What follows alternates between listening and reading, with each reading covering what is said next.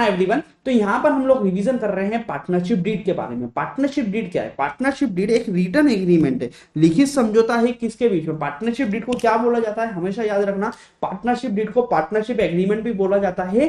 Partnership agreement जो है वो एक लिखित समझौता है किसके बीच में? पार्टनर्स के बीच में। उस समझौते में क्या लिखा होता है? जैसे हम किसी से मकान किराए पर लेते हैं तो सारी डिटेल्स लिखी होती है, कितने महीने के लिए, किससे लिया जा रहा है, किस लेने वाले का नाम क्या है, देने वाले का नाम क्या है, सारी बातें होती है। तो पार्टनरशिप डीड भी क्या है? पार्टनर्स के बीच में समझौता है। जब वो किसी बिजनेस को स्टार्ट करने जा रहे हैं या कोई बिजनेस को साथ में मिलकर चालू कर रहे हैं, तो उस सिचुएशन में उन पार्टनर्स के बीच में प्रॉफिट को कैसे बांटा जाएगा, पार्टनर्स के राइट क्या होंगे, रिस्पॉन्सिबिलिटीज क्या होगी, वो क्या, कौन पार्टनर कितनी कैपिटल लगाएगा, यदि झगड़ा होता है तो झगड़े का समाधान कैसे करेंगे, वो सारी बातें क्या है? डीड में लिखी होती है। तो डीड एक तरीके का डॉक्यूमेंट होता है जिसमें सारी बातें लिखी होती है पार्टनरशिप से रिलेटेड, कि बिजनेस को कैसे चलाया जाएगा, झगड़े का समाधान कैसे किया जाएगा। Importance of a partnership deed की बात करूं तो पार्टनरशिप डीड जरूरी क्यों है? 3 पॉइंट। क्लियरिटी एंड ट्रांसपेरेंसी, यदि डीड है, लिखित समझौता है, तो सभी को अपने अधिकार और दायित्व क्या है, राइट्स और रिस्पॉन्सिबिलिटीज पता होगी। डिस्प्यूट रिजोल्यूशन, यदि झगड़ा हो जाता है तो झगड़े का समाधान कैसे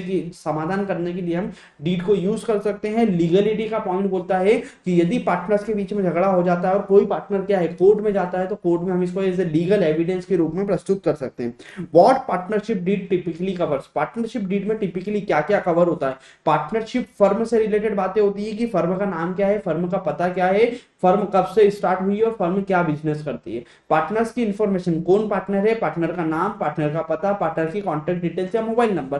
कैपिटल कंट्रीब्यूशन लिखा होता है कि किस पार्टनर ने कितनी पूंजी फर्म में लगाई है। प्रॉफिट शेयरिंग लिखा होता है कि पार्टनर्स के बीच में जो प्रॉफिट होगा फर्म से होने वाले बिजनेस का, उसको कैसे डिस्ट्रीब्यूट किया जाएगा। मैनेजमेंट एंड डिसीजन मेकिंग की मैं बात करूं तो पार्टनरशिप फर्म को किस तरीके से चलाया जाएगा वो बातें लिखी होती है। Terms of a partnership deed, partnership deed start कब से, पार्टनरशिप कब से स्टार्ट होगी और कब एंड होगी, वो डेट इसमें लिखी होती है। साथ ही साथ लिखा होता है कि किसी पार्टनर को यदि टर्मिनेट किया जाएगा तो टर्मिनेशन का मतलब होता है निकाला जाएगा, तो किस तरीके से निकाला जा सकता है। एडिशनल क्लॉज, यदि फर्म के पार्टनर चाहें तो एडिशनल क्लॉज डलवा सकते हैं। Matter of dispute with the partners, ये पॉइंट बताता है कि पार्टनर्स के बीच में किन किन बातों को लेकर झगड़ा हो सकता है, तो वो बातें क्या। नेक्स्ट पॉइंट है कि इंपॉर्टेंट पार्टनर, क्या पार्टनर्स के बीच में पार्टनरशिप डीड होना जरूरी है? देखिए बेसिकली पार्टनर्स के बीच में पार्टनरशिप डीड होना बाय लॉ जरूरी नहीं है, बट हमें ऐसे रिकमेंड करते हैं। क्यों रिकमेंड करते हैं?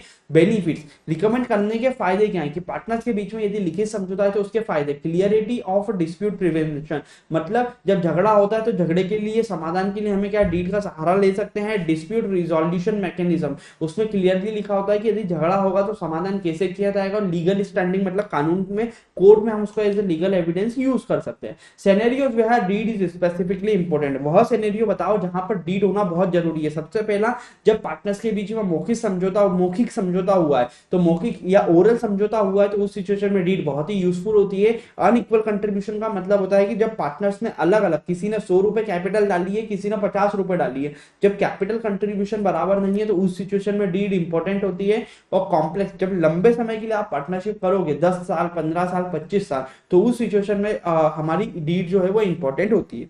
नेक्स्ट पॉइंट आता है प्रोविजन, यदि पार्टनर्स के बीच में पार्टनरशिप एग्रीमेंट नहीं है तो उस सिचुएशन में फॉलोइंग 6 बातों का किस तरीके से निराकरण किया जाएगा। सबसे पहला, प्रॉफिट और लॉस को क्या किया जाएगा, इक्वली बांटा जाएगा। किसी भी पार्टनर्स को उसके द्वारा दी गई कैपिटल पर कोई ब्याज नहीं दिया जाएगा। पार्टनर ने यदि फर्म से कोई ड्राइंग की है तो ड्राइंग पर कोई ब्याज नहीं लिया जाएगा। किसी भी पार्टनर को कोई सैलरी या कमीशन नहीं दी जाएगी। इंटरेस्ट ऑन लोन, यदि किसी पार्टनर ने फर्म को लोन दिया है तो फर्म उसके बदले में 6% के हिसाब से क्या देगी, वार्षिक ब्याज देगी। किसी पार्टनर का, यदि कोई नए पार्टनर को एडमिट करना चाहते हैं तो तभी कर सकते हैं जब क्या है, सभी के सभी पार्टनर क्या होंगे, एग्री होंगे। बिना सभी पार्टनरों की एग्रीमेंट के किसी भी पार्टनर को फर्म में क्या है दोस्तों, प्रवेश नहीं दिया जाएगा। Thank you so much.